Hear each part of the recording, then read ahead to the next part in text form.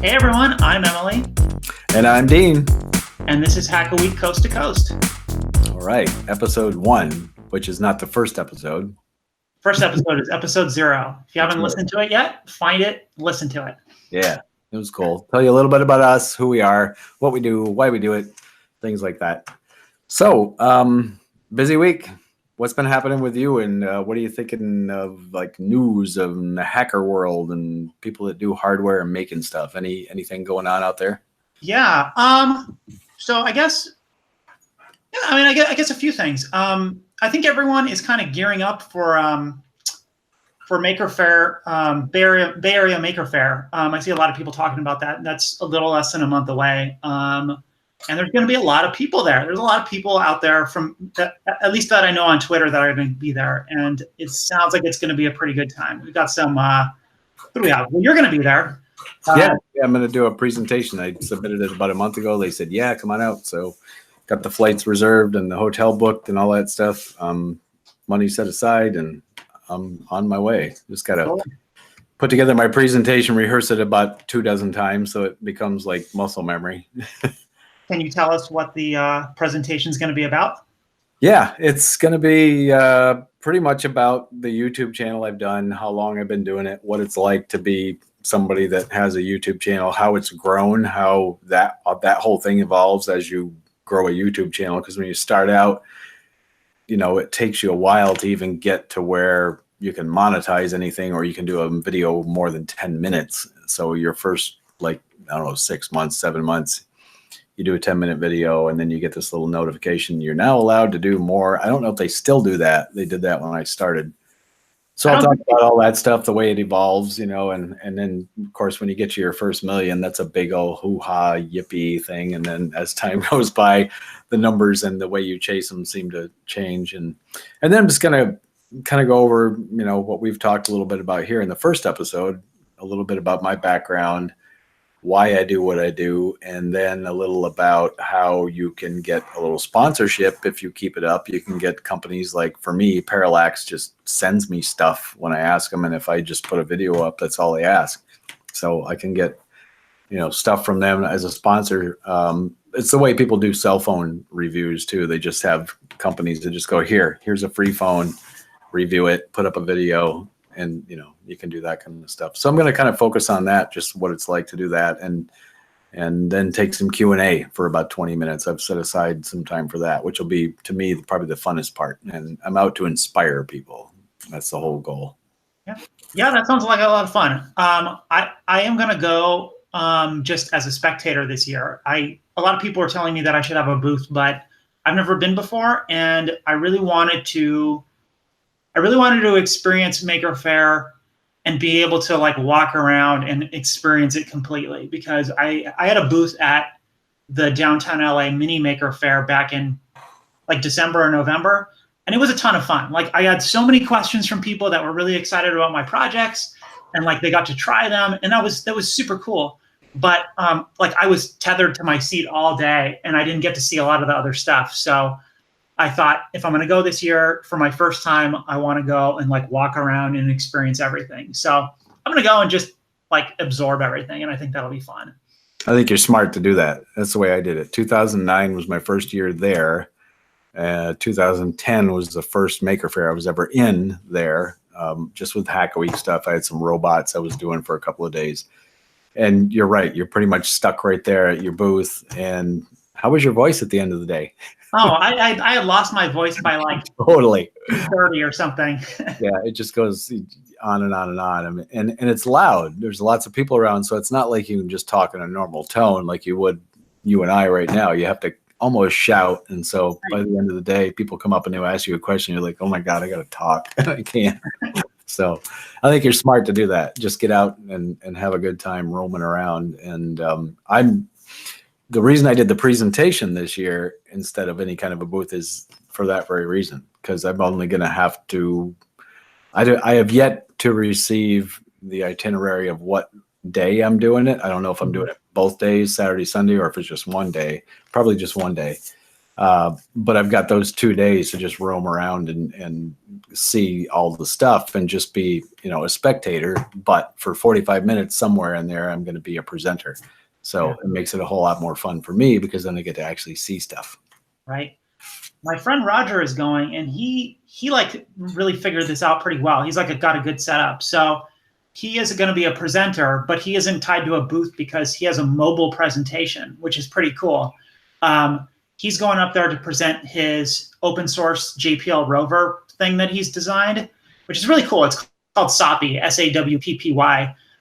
Really cool. He was inspired by the JPL open source rover, and he said like, hey, I think I can come up with one on my own, and I can make it simpler and cheaper. And so he designed one that's mostly 3D printed, and it's pretty great. And so he takes SAWPPY all over the place, as he calls it. And so he's going to be up at Maker Faire, and he's going to be showing off SAWPPY, but SAWPPY drives around.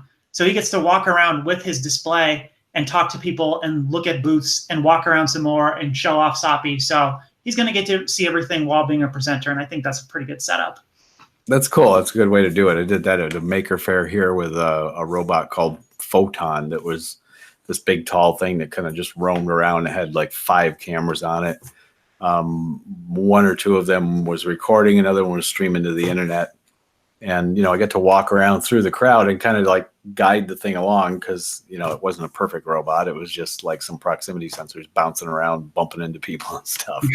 But it was fun because I was out there interacting with the crowd, and at the same time, I got to walk around and see all the display stuff. So I'm really looking forward to seeing that rover that he built, because I wanted to do that years ago. I had that same idea. It's like, man, it'd be really cool to kind of see if you could emulate the whole Curiosity rover thing, with the 6-wheeled rocker bogie setup that can crawl over all kind of stuff. And I played with it a bit, and I did like a 4-wheeled version, but I never went as far as he did. So I'm really excited to see that and meet him. He seems like a really neat guy. Yeah, Roger's great, and his rover is great. And what's really fun is he gets really excited because since it's open source and everything's online, like other people are taking it and they're starting to make their own, which is cool. But then people are doing variations on it, and this was pretty neat. Like a couple weeks ago, someone sent him a video. Some guy up in Canada is using part of his design, but upscaling it to build. It was like a mobility device for a friend of his, I think. But so he printed one of Roger's rover wheels, but he printed it like this big. It's like like as big as I don't know what, like as big as like a small ATV tire. And cool. Like, wow. And he has it attached to this big motor, and he shows it like spinning in his garage. And it's like, wow, like that's almost cooler than like people just building the same rover, is like people tweaking it and using it for other things, which was just super, super cool. Well, that's the best when you do a project and you kind of release it into the wild, so to speak, and then people do their variation on it and sometimes end up doing a better thing than you did, which is really cool to see. Yeah. Yeah. I don't know what else. Oh, I got some cool news yesterday. I got a write-up on Make Magazine's website by Caleb Kraft. He did a little write-up on my YouTube channel, which is like almost brand new. And I didn't even know like there was an article up for a few days, and that was just so exciting. He like said some really nice things, and that was cool. I've never had a write-up like that or anything. So it's exciting. What, less than a month that you had that with that moniker on it, Emily's, what is it? Emily's Electric Oddities. That's right. Yeah. Right. Yeah. That's cool. That's congratulations. Way to go. Thank you. Awesome. It's always fun when you get that kind of a surprise. Yeah. You don't know till you pick it up yourself on social media. It's like, oh, really? Yeah. Like I was getting subscribers to my channel, and I was like, oh, that's weird. The algorithms must be up to something, but it's right up in Make Magazine. That's cool. Yeah. So what have you been up to this week? I had my little blow up on Twitter this week with the black hole of M87, that picture. Yes. That picture that was there. I've got this copy of it right here. This picture.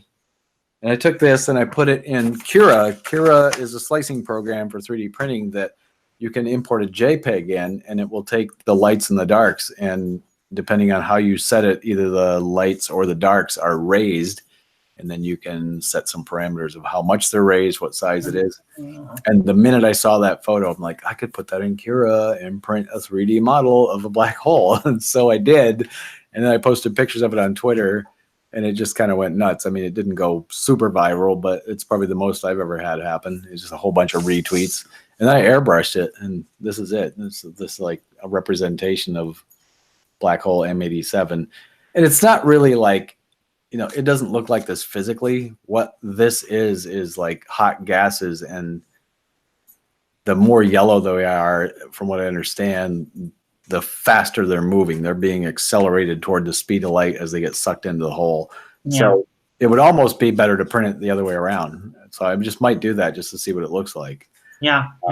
But it's kind of counterintuitive because you think the hole is going to be deeper. But anyway, and people have already reprinted it because I uploaded it to Thingiverse. I figured I'd put it out there and, same thing, let people have fun with it. So one person printed it in 3 colors. Another person just printed it in black. And, it's fun. It was just like a neat little thing to do with a very exciting piece of news. And Katie Bowman, I'm going to give her a shout out because people have been trolling her on Twitter going, there was a lot more people responsible for it than just you and blah, blah, blah. But hey, she was part of a team that made this happen, and she's the one that got really excited about it. And a couple of years ago, almost 3 years ago, she gave a TED Talk about the algorithm that she led the team to develop that made that picture possible. So she does deserve the credit. And it's kind of shitty that, the internet does that. People will just want to slam somebody down.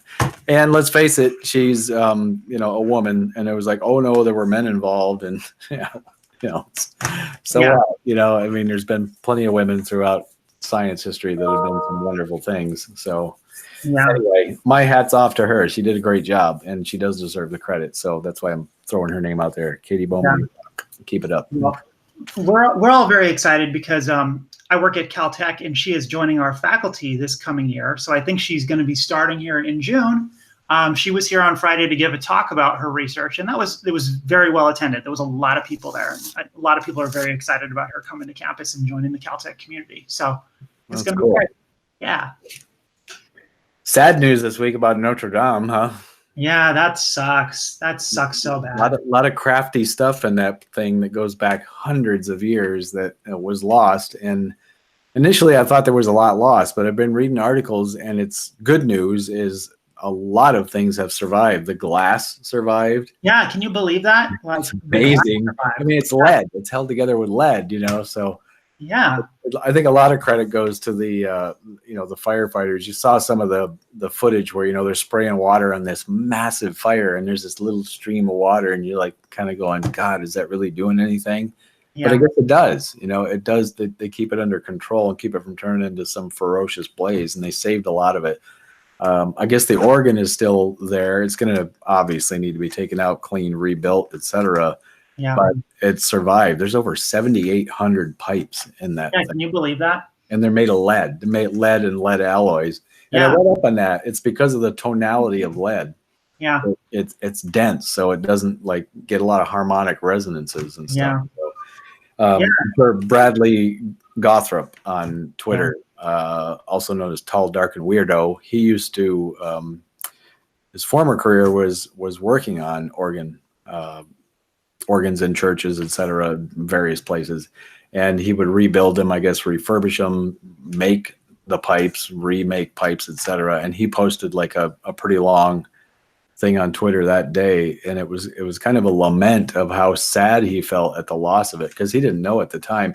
And when you're someone who is in that field and you know what goes into making a thing like that, and that it could just basically be melting into a big pile slag of lead, of course it's a form of grief, and he felt pretty sad about it. But it's good that a lot of it survived. I was really surprised so many things did. I think he put it in really good human terms, because I think we as makers, all of us, know how much of your blood, sweat, and tears and your heart and soul goes into the things you make.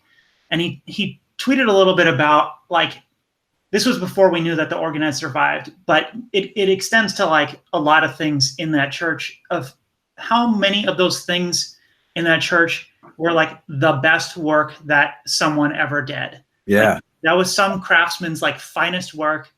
And as he put it, for some of these people, like the fire is like a second death. You know, they died, you know, back in the 1200s, but like they lived on through their work. And then when their work goes up in flames, like that's it. Like they've been like the last thing surviving of them has been erased. And like, that was just such a touching way to put it. Like it kind of like choked me up a little bit to read about it, thinking about it that way. It did. I kind of got teared up a little bit too, reading his post. So anyway, thank you, Bradley, for doing that. He's a pretty neat guy. Yes. Yeah. He's a character. We should have him on the podcast sometime. So yeah, maybe we can have him on as a guest. Yeah. That'd be great. Fun. Well, I guess we can move on to the fail of the week. Sure. So why don't you go? Because I don't know if I have one. So let's hear your fail of the week. You made it through the week without a fail. So I think I did. I'll clap for you. Well, this one happened at work. You know, every day I'm working on older cars. I was working on a 1963 Porsche 356, all restored, beautiful car. It's gorgeous. And it had some modifications done to the shifter in the center console area kind of thing. It would be a console in a new car. It's just the tunnel on an old car. And it has a really hot-rodded VW-based engine in the back instead of the Porsche engine. So they had to modify the shifter mechanism. And there was something that had loosened up, so I had to get in there and rework it and tighten it back down. And it was the thing that held the whole shifter, and it was kind of flopping around. It was hard to shift. And I got all done, and there's this cover that went on, and I noticed there was holes in the side where there were screws, and somebody that worked on the car at some point left those screws out. So I thought, well, I'll anchor this back down with some screws, because that's how I am. I like to just like put stuff back the way that it ought to be. So if somebody had anchored it once with screws, I'll do it again. So I got these little screws out of my, bin of various screws I have, screwed everything in place. It was great. Got all done. Went to start the car. Car had been running great. Turned the key, nothing. That's odd. Turned the key again, nothing. And then I turned the key on. I just left it there for a minute. And I tried it a couple more times. I'm like, well, that's weird. Why isn't it going? And I'm thinking about it with the key on, and I start smelling that burnt plastic around wire smell. And I just went, oh my God, what's going on here? And the key's still on, and I'm seeing just smoke, just ambiently kind of build up the magic smoke. Yeah, but in a nice car like that, that magic smoke can go exponentially bad really quick. In a wire harness of a car, if something starts to short out, it gets hot, it melts. Now it's touching another wire. Now it's got conductivity through that wire somewhere else. Then that's eventually leading to a ground. Now that wire gets hot. That wire now melts another wire. You see where this is going? You can actually fry an entire wire harness real quick. So I turn the key off. And in those moments like this, there's like two parts of me. There's the one that's thinking rationally and going, here are the steps you need to follow. And then there's the one off to the side that's a little observer going, okay, so now you're thinking good. You're thinking turn the key off. That's good. Now you got to pull that hood release. Where is that? Where is it? Where is it? No, that's the one for the gas door. Yeah, pull that one. That's a hood release. Okay, good job. You're doing okay. There's still time. Get under the hood, right? Lift the hood. No, wait. Don't just keep yanking on it. Pull on that little extra release. Lift the hood up. All right. Get that wire off the battery. Oh, I need a wrench. No, it's a loose nut. Let me just turn it off. No, it's going to take too long. Just grab a pair of wire cutters, go over to the thing, grab wire cutters, bam. Okay. No more power. And it was okay. It didn't fry anything. It was a big 8-gauge wire that led to another thing, and it got pretty warm, but it didn't cook anything, fortunately. So I ended up putting the thing back together with a different screw, moved the wire harness out of the way, and it was okay. It's just that the wire harness was in the tunnel in such a way where it was just sitting like this, and the screw just barely touched it. So it wasn't a lot of surface area, and electricity moves over the free surface area of a wire. So it was this tiny little spot. That's probably what saved it. If it would have been a little deeper, could have gotten ugly. Yeah. So there was my fail of the week. And, who would have known I was screwing something into a wire harness? I mean, it was just one of those things, Right. You don't know. Can we talk about the little voice? Because I think we all have had that experience. Little voice, right? Yeah, it's funny. Usually that little voice, when I hear that little voice, it's usually telling me like, it's usually like a warning voice, like I'm doing something, and then the little voice is telling me like, you shouldn't be doing this thing that you're doing. And then usually I'm like, no, it's fine. And then whatever I'm doing isn't fine. And then immediately like, I regret what I've done. I remember once I used to have a VW bus, and part of the floor was rusty, and I was cutting out the rusty part to replace it with fresh sheet metal. And I was using my angle grinder, and I had already cut out the hole, and I was cleaning the metal, like the fresh cut edge. I was cleaning it with like one of those wire wheels that goes on your angle grinder. And I was kind of in an awkward position because of just like where it was and how I had to stand inside of there.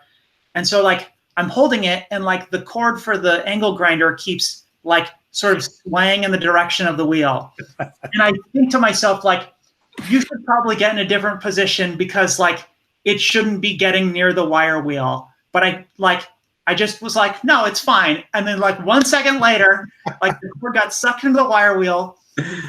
And like before I could even realize what was happening, it sucked the whole thing, wrapped it around the wire wheel, and it yanked the extension cord along with it. So the extension cord came out of the wall where it was like 10 feet away and came like a bullwhip, and it whipped me on the butt.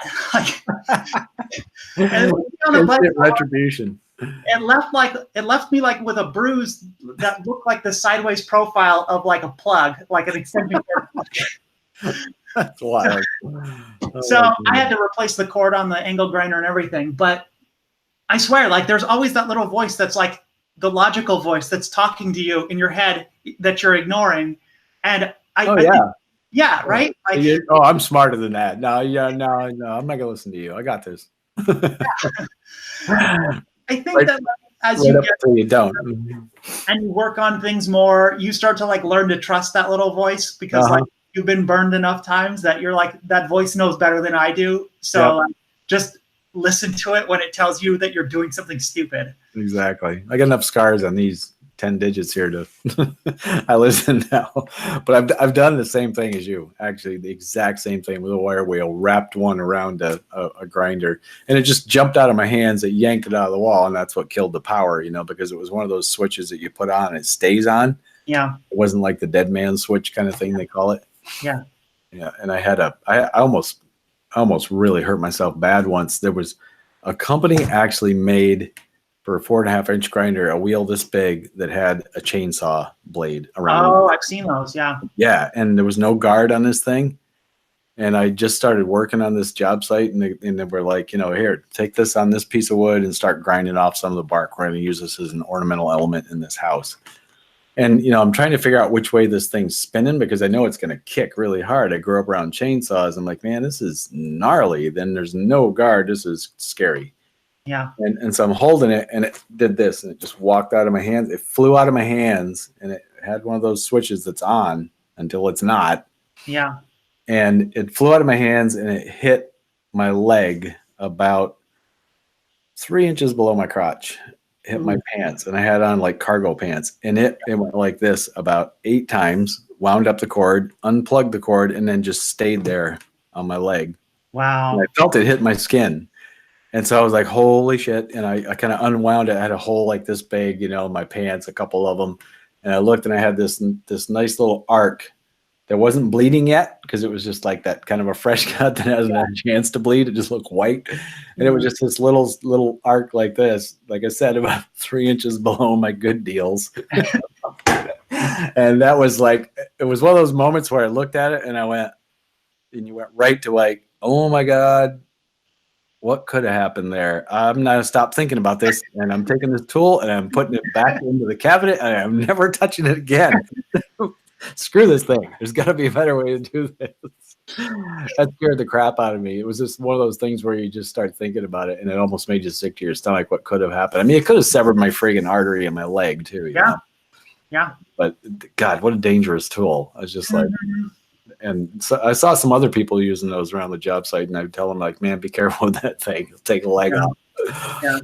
They have a better thing now that's like less dangerous, but it's for carving wood, and it like, because those things are great for carving wood, but yeah, they're super dangerous. But they have it's sort of like a metal disc that's sort of like curved out on the edges, and it's almost like a rasp, right? Like, so it's just a spinning rasp, and it's still like nothing to like be careless with, because like anything you put on an angle grinder is like super dangerous. But like it is like a rasp that's like grinding the wood away instead of having teeth that are like cutting the wood away. And they work very well from what I understand, but like you're not going to like slice your arm off with it. So I've thought about getting one to play with when I do woodworking. I haven't gotten around to it yet, but I probably will eventually. I'll have to look that up. That's pretty neat. Yeah, they're cool.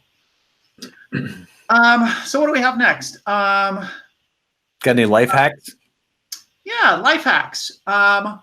So my brother's really into thrifting. He loves going to thrift stores and picking stuff up. And he found this little drill press. It's like a little baby drill press. It's really cute. It's a little Taiwanese drill press, but it's probably like, I don't know, 16 inches tall, little tiny one.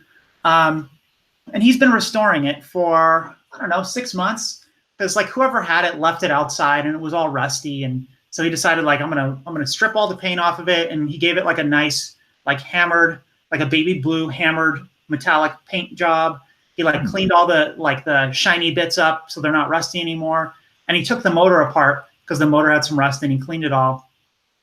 And the motor had a plastic fan on it for just kind of blowing air over the coils. And he was replacing the bearings. And so he put the motor in the freezer to get the armature cold. Because, you know, like you can put sometimes like if your tolerances are right, you can put like a shaft in the freezer and like warm up the bearing and then it expands enough so you don't need to press. So he did that. And then he left it in there overnight because he forgot about it. And then the next day he pulled it out and he was like, oh man, this thing's really cold, like too cold to hold. So he was like trying in a real hurry to get the bearing on there. And he like set it in such a way on like his workbench that when he like tapped the bearing, the fan hit the workbench and the fan was like frozen and it shattered into like a million pieces. Oh. So like he didn't have the plastic fan for the motor anymore. And he couldn't find one that was like the right size. And he was like, so he texted me and was like, do you know anywhere I could get one of these fans? And I was like, no, but I know where we can make one. And I was like, get your calipers, give me the dimensions. I'm going to model something in CAD and we're going to 3D print it. And so he got the dimensions and he came over on Saturday and we 3D printed.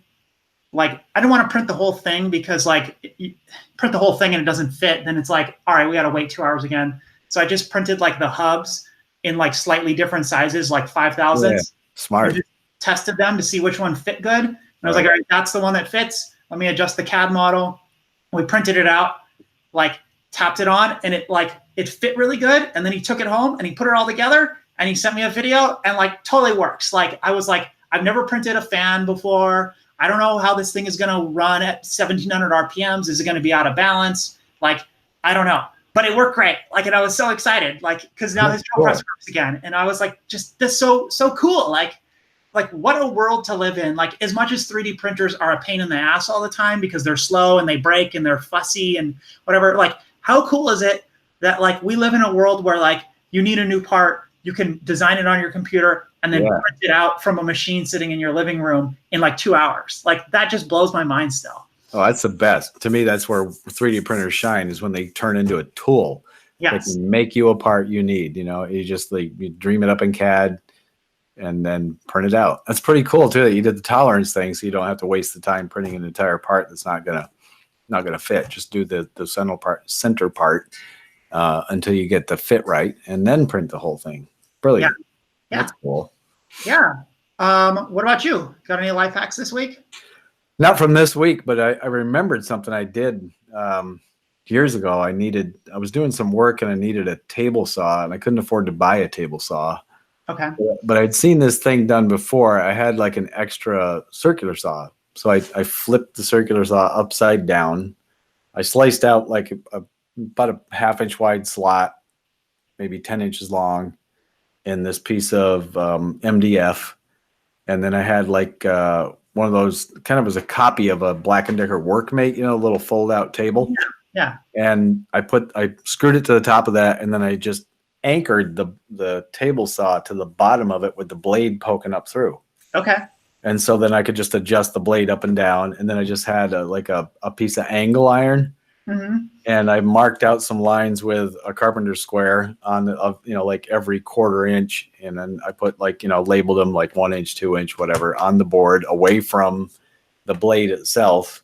And then when I wanted to rip something 2 inches, I'd just take my piece of angle iron, put it on there, clamp it in place with two, clamps. And then I'd use that to make my cut. It was just like the world's simplest table saw. And I used that thing for like 2 or 3 years. That's great.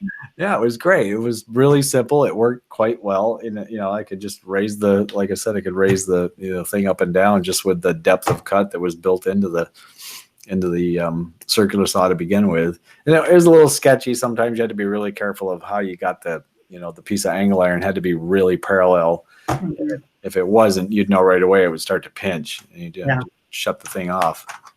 Yeah. But yeah, that was a neat little one I did once. I think that these kind of things are just, maybe these are the kind of things that people don't think about as much, like in the maker community, is like how much when you're working on a project, like how many like mini projects there are in making a project, because like so often like we're working on something that requires like specialized solutions to what we're doing, that we have to like improvise so many things. And so many times those improvisations become projects in and of themselves. So like you need a table saw and you made a table saw. Yeah, you like make a tool so you can get the job done, Yeah, yeah. Some little special widget or whatever you need. You've done that plenty of times in projects.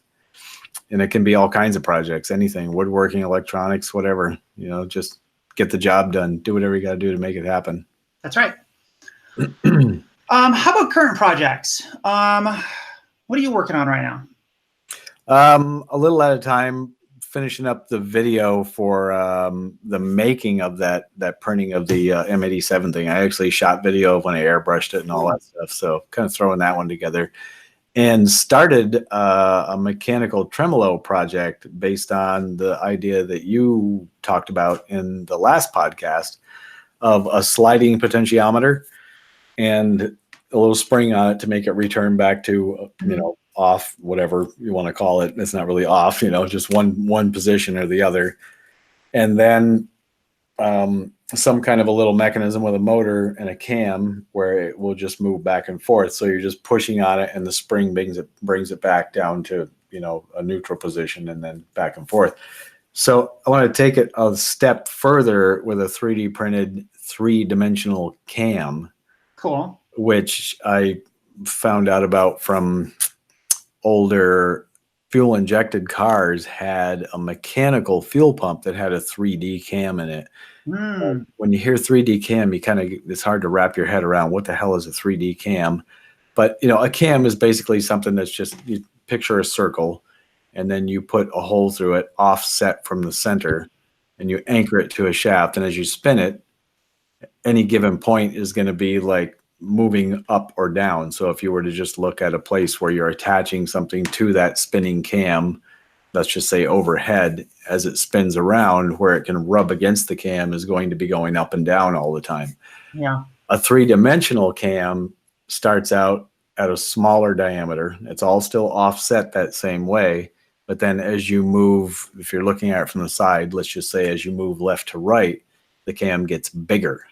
Okay. And so now you have the ability to change the stroke of it by moving the cam in relation to the push rod that's rubbing against it. Move the cam over to the area that's larger. Now you have a longer stroke. Okay. And that's the way they actually did early fuel injected motors, was if it had more load, it moved the cam physically along with the throttle plate. It just moved that 3-dimensional cam to a longer stroke, which gave it more gas. Real simple. It's very linear kind of a device.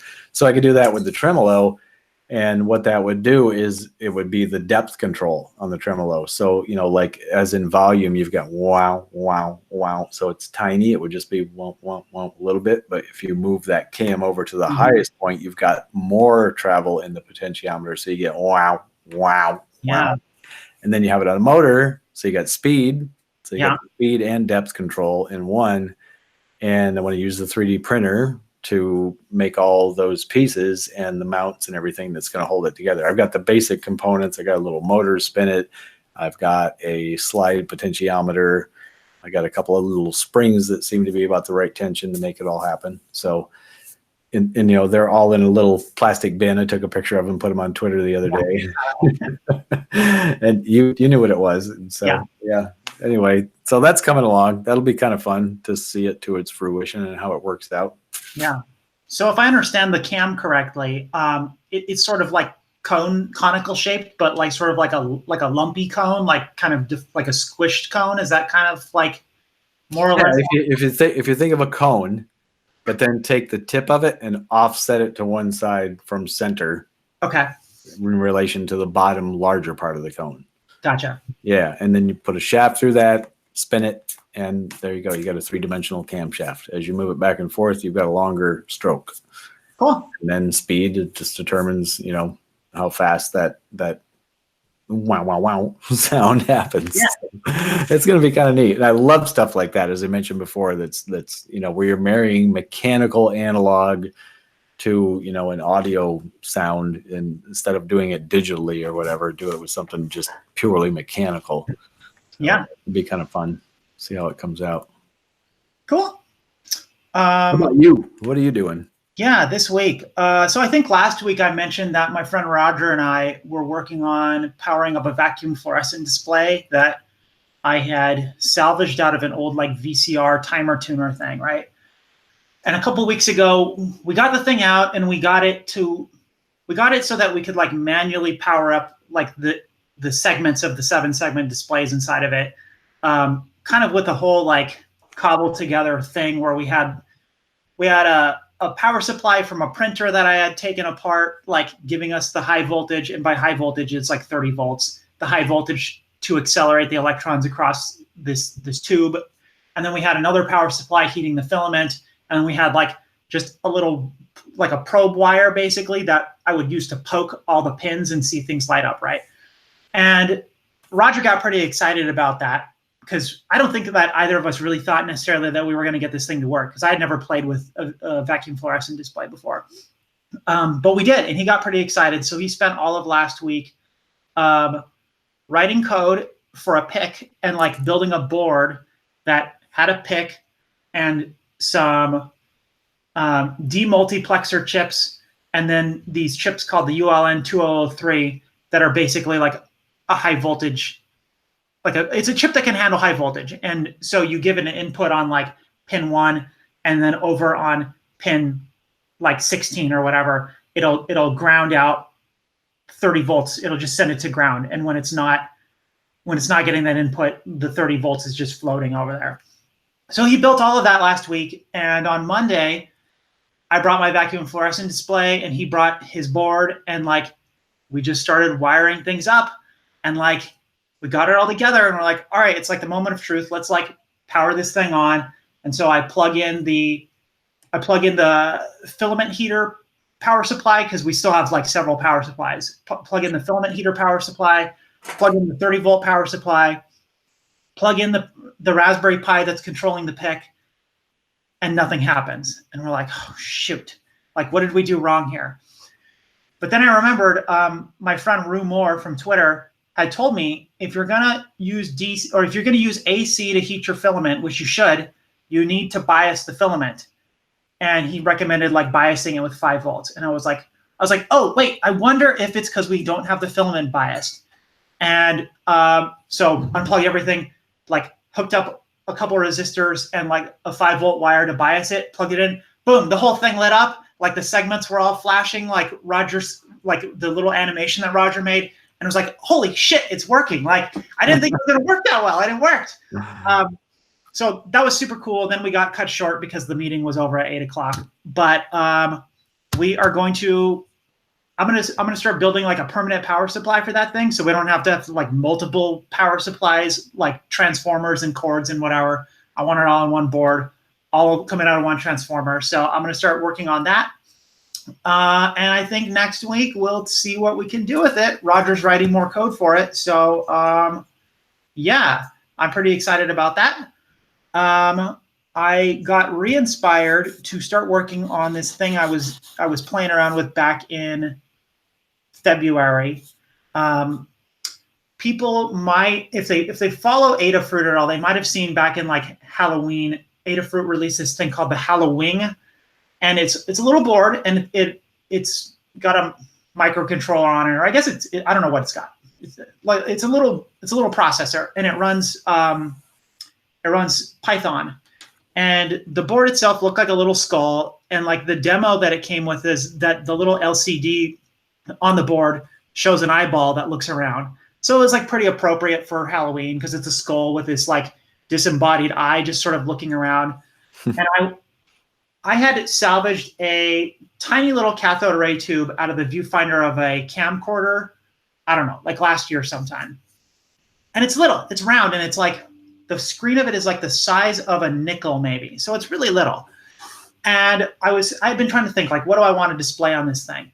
And then I just one day I was like, hey, like the Halloween eyeball, like this little screen, like this screen would look great with a little eyeball like on it. Since it's already round, it would be so cool to have an eyeball looking around. And so I started digging into that, and like, it was not going to be as simple as just like porting the code over from the Halloween to a Raspberry Pi like I wanted to. So at SparkleCon back in February, this friend of mine that I made at SparkleCon, Jaron Havel, find him on Twitter, and I like tinkered around with this thing. And ultimately what I did was sort of a cheat in that we just recorded a video of the Halloween running like close up.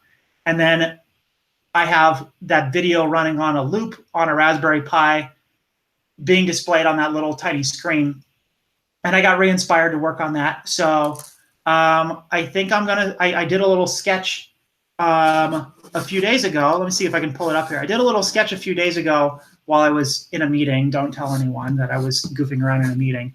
I did a little sketch of like what I want to do with it. And let's see if I can find it here. And it's going to be kind of like a little arm. Okay, let's see if I can do a screen share here. Screen share, screen share, screen one, share. Okay, let's see here. Can you see that, Dean? Yeah. Yeah, okay. So for the people that are listening to this and not watching, it's basically like a little arm with like 3 joints, and the cathode ray tube display will be at the top, and it's going to have a little lens in front of it just to kind of magnify it a little bit. It looks like the little Pixar lamp. Yeah, kind of like a Pixar lamp, right? Like if Pixar was like run by Tim Burton, maybe. And so I decided to like do something even more fun with it, because what I really like to do with some of my projects is work with animal bones. And I have a bunch of animal bones. I have like bags of animal bones in my closet that I've cleaned from dead animals that I found. And I haven't used them for anything.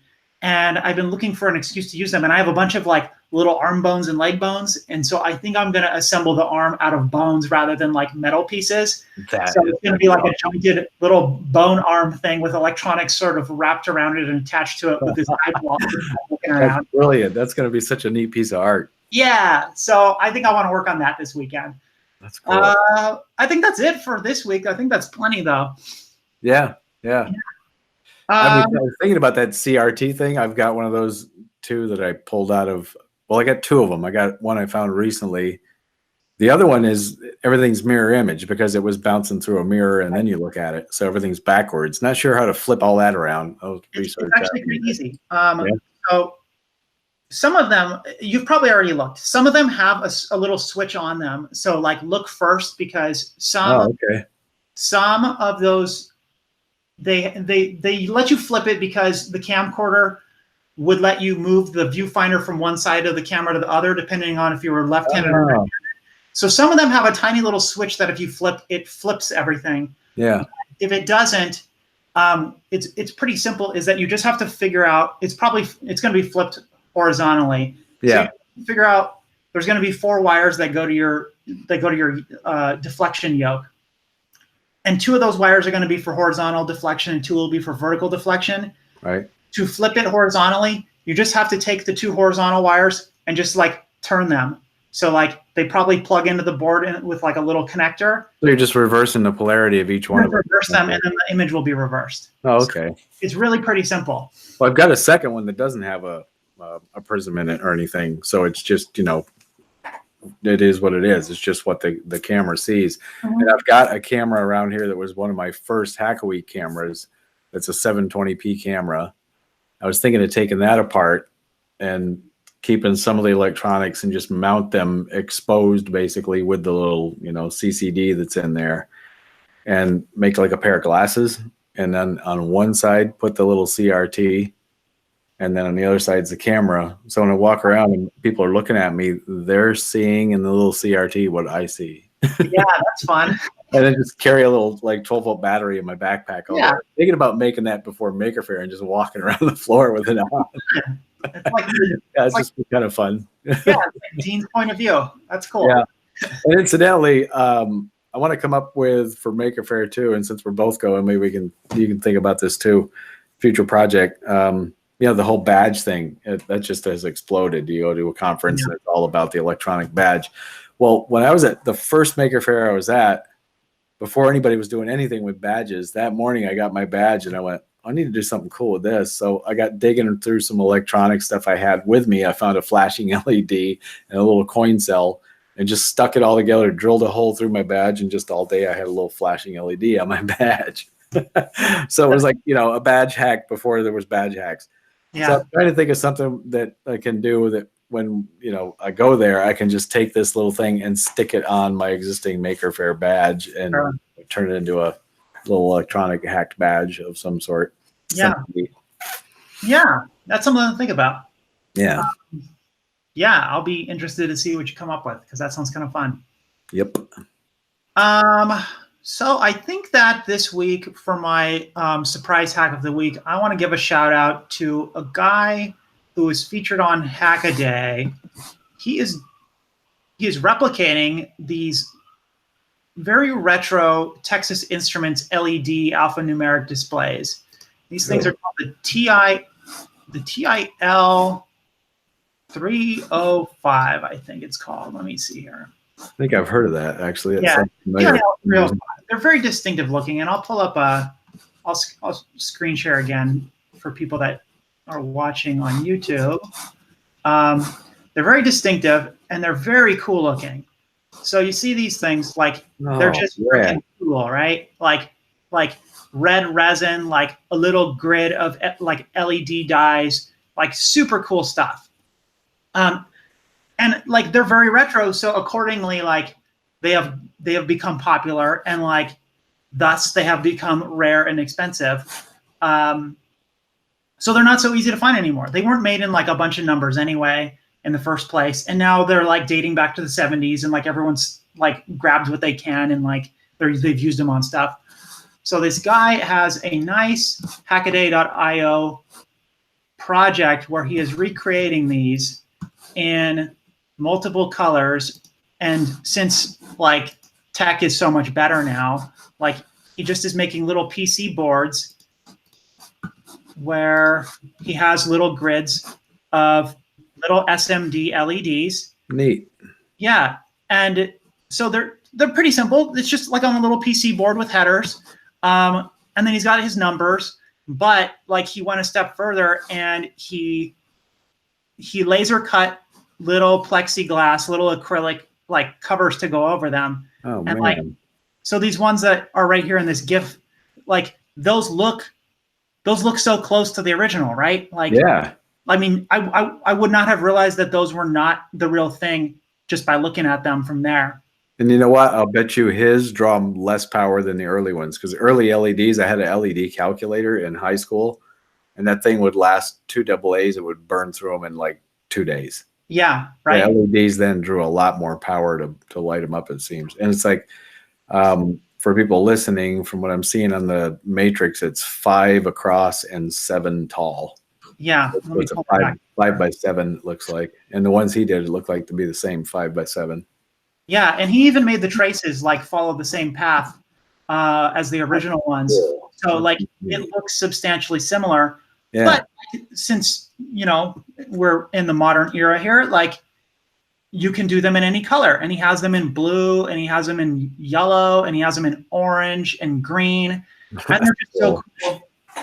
And I love projects like this because, like, you know, this isn't something like he's doing it because he thinks it's cool, but like this is not just like a project to benefit himself. Like this is something that like he's made available to the community. Like now other people have like the design files. Yeah. Like other people can make these if they want. And even if he decides to like make them and sell them on Tindy or something, like now people can like use those. They can get that look that they want for their projects that they couldn't have otherwise gotten because these things have become just too rare and too hard to find. I think that's just, really cool. That's so cool that like that sense of like helping out the community. I think that's just such a cool thing about the maker community is how many people do things because like they want to see other people succeed as well.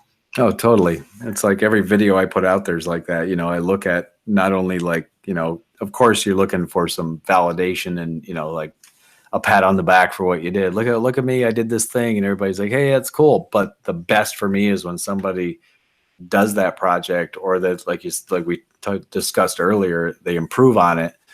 And then they maybe put a video up or even better still, they're, you know, inspired enough to start their own channel or a blog or whatever and start sharing the things that they do. That's the best when that happens. And that's exactly, it's just what the whole cool thing is about the maker community, how everybody shares ideas and just bounce it off each other and you inspire each other all the time. It just keeps going back and forth. Well, you've honestly been like a huge inspiration to me to like get my YouTube channel going. Cause like, it was always like, well, maybe I should do it because like people seem to be interested in my projects and maybe like I should do it just so they can like see what I'm doing and like learn from what I'm doing. But I always felt like kind of intimidated to start a YouTube channel because it was like, oh, it's going to be a lot of work. I don't know if people are going to like what I do. Maybe I'm going to look dumb on camera. But like, you've just been so inspiring and encouraging and like that just helps so much. That's good to hear. I like your channel. I like your style of what you're doing because it's mostly, I think you're doing it right because if there's one thing I've learned in the years of doing it is that my average time for a video is probably 15 to 20 minutes. I've got a few short ones, but a lot of them end up being 30 minutes long. They're like like an episode of something you'd watch on TV. Mm-hmm. But my viewer retention, no matter what, still hovers between 4 and 6 minutes. Yeah. On the analytics. So if you do a short video, chances are people are going to watch the entire video quicker. And everybody's visual. I can say words in a video about something and the comments will say something about, you never, didn't say this or you didn't say that or you blah, blah, blah, because they didn't watch the entire thing. And then invariably some commenter will say, no, dumbass, be patient at 3 minutes and 52 seconds. He said this, and then they'll put the timestamp there. And then, so people will point out that, if you just pay attention. But the difference with your videos is a lot of them are just very short and they've got like a little cool soundtrack running in the background. You might like overdub a couple of things with the voice, but it's mostly just quick visual, showing what's important, showing what you're doing. Here's how I started. Here's the little steps it took to get here. Here's me sawing this part. Here's me screwing it together, doing this, doing that.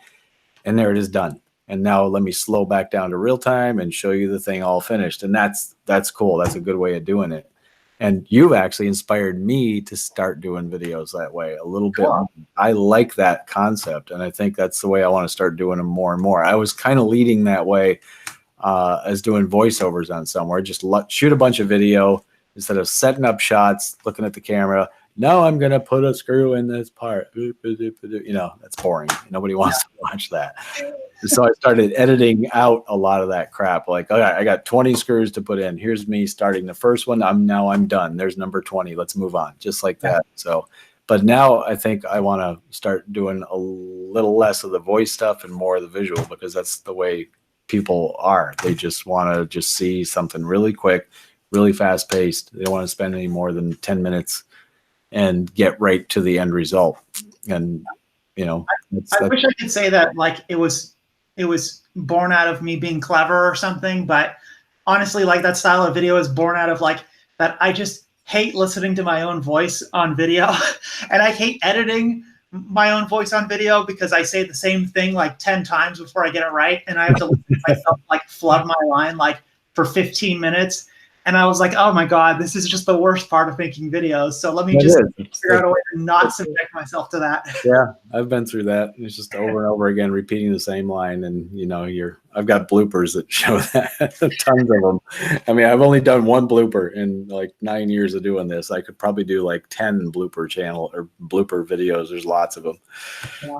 It's fun. I still like doing it. I just don't have so much of the time anymore to do it. There's just a lot more things that have come up in my life, like the business and the house. My wife and I are going to sell this house. We're going to move this year. There's a lot of stuff going on. So once I get settled in the new place in the next year, I think things will kind of get back into a groove again, and I'll start doing more stuff on the Hackaweek channel. But in the meantime, I'll just do some short ones.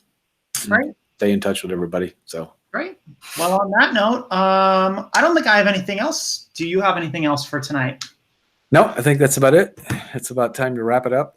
So. All right. Well, thank you everyone for tuning in again. And that's our show. And you can find us on Twitter. I am at Hackaweek on Twitter. And I am at MLE_online on Twitter. And then, of course, the links will be in the video here for where you can listen to it on SoundCloud and Anchor. Started putting stuff on Anchor, which is a place to anchor your podcast. And we're going to try that out for a little bit, see how it works. But there will be SoundCloud too, and the audio file here on YouTube, which you can just listen to as audio in your car and your phone. Just put it on YouTube and listen away. So hope you enjoyed this one. We'll be back with another one. And until next time, keep on hacking. Bye. Bye.